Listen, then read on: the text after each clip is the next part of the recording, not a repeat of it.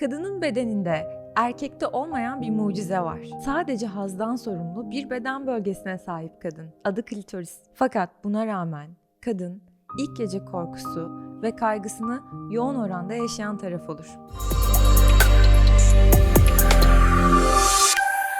Cinsellik insanın temel ihtiyaçlarından biri. Aslında kendiliğinden gerçekleşmesini beklediğimiz. Bunun içinde bir fonksiyon bozukluğu olmasının tamamen insan zihninin yarattıklarından kaynaklandığını bildiğimiz bir hikaye. Aslında tamamen kadınlara haz alması için verilmiş bir hediye. Kadının bedeninde erkekte olmayan bir mucize var. Sadece hazdan sorumlu bir beden bölgesine sahip kadın. Adı klitoris. Fakat buna rağmen kadın ilk gece korkusu ve kaygısını yoğun oranda yaşayan taraf olur. Bununla ilgili pek çok sebep var. Bugün sevgili genç kızların ilk gece korkusu hakkında biraz konuşmak istiyorum. Bir cinsel terapist olarak pek çok genç kızla, genç kadınla bu süreci konuştum.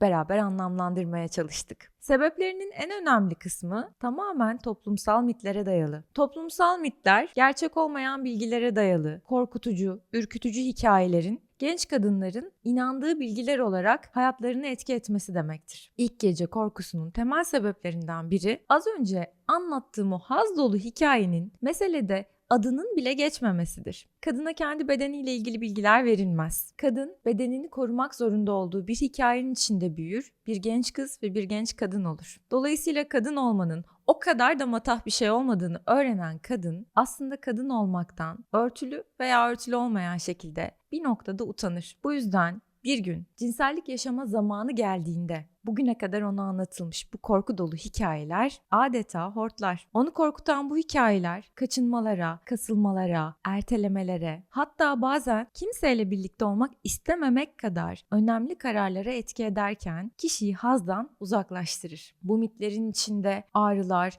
acılar, kanamalar vardır. Sevgili kadınlar, bedeniniz bir mucize ve size haz dolu anlar yaşatmak için özel olarak dizayn edildi. Bu acıların, ağrıların gerçekçi hikayeler olmadığını, sadece belli hastalıklar ve zorluklar durumunda bunların mümkün olduğunu bilmenizi isterim. Bunun için sizi en doğru şekilde bilgilendirecek kişiler uzmanlar. Öncelikle bedeninizde her şeyin sağlıklı, yolunda olup olmadığından emin olmak için bir kadın doğum uzmanıyla görüşmenizde fayda olur. Eğer herhangi bir fiziksel sorununuz yoksa, her şey yolundaysa bu şu demektir. Cinsellikten haz almak için hiçbir engeliniz yok. Sadece doğru partnerle kendinizi güvende hissettiğiniz, kendinizi zorlamadığınız, zorlanmadığınız, bedeninize saygı duyulan bir deneyimin içine girme kararını doğru şekilde vermek. Artık önemli olan tek kısım budur. Eğer bu partnerle doğru bir buluşma gerçekleşir ve gerçekten sevgiyle başlayan bir hikaye cinsellikle neticelenirse ağrı acı duymak yerine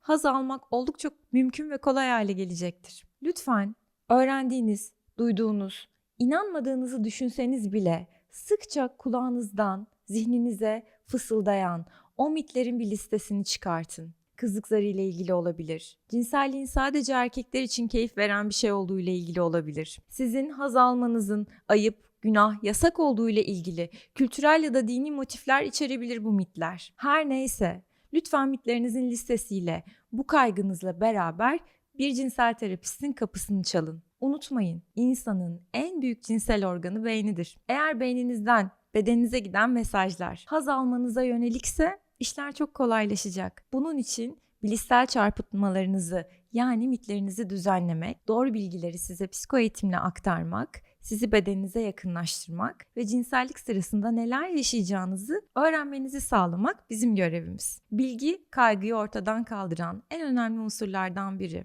Doğru bilgiyle bedeninizi tanıdığınızda partnerinize o bedeni açmak, onun bedenini kendi hikayenizin içine dahil etmek ve bunu sağlıklı sınırlar içinde yapabilmek mümkün hale gelecektir. Unutmayın, cinsellik hayatın önemli regülasyon kaynaklarından, araçlarından biridir. Sağlıklı cinsel hayatı olan insanların daha mutlu olduğunu defaatle kanıtlayan pek çok araştırma bulabilirsiniz.